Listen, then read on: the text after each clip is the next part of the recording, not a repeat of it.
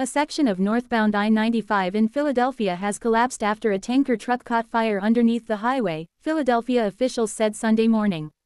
"We did have a collapse of 95 on the northbound side, and the southbound side is compromised by heavy fire," Derek Bowmer, battalion chief for the Philadelphia Fire Department, said during a news conference Sunday morning.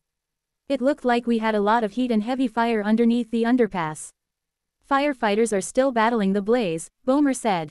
Explosions around the highway collapse were caused by runoff of maybe some fuel or gas lines that could have been compromised by the accident, said Bowmer. "We have fire coming out of those manholes," Bowmer said. Photos and videos from the scene show huge plumes of smoke billowing from the interstate. The mayor's office told CNN a large tanker truck fire caused the collapse. "The highway is closed in both directions around the area and the fire is under control," according to Sarah Peterson, the office's communications director.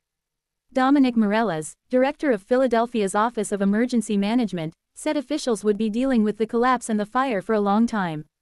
"Today's going to be a long day.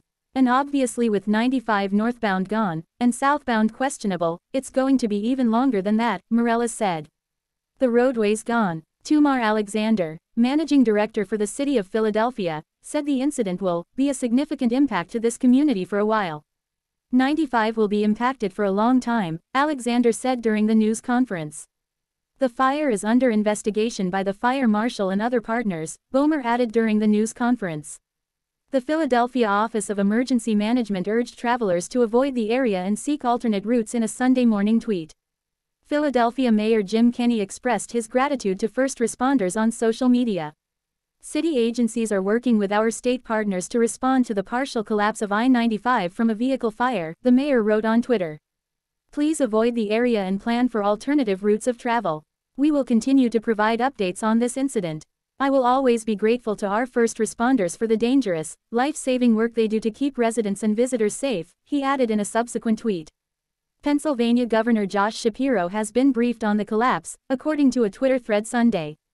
"I was just briefed by at PEMIC, at PEN.News, and at Pastatapolis on the I-95 fire and collapse in Philadelphia.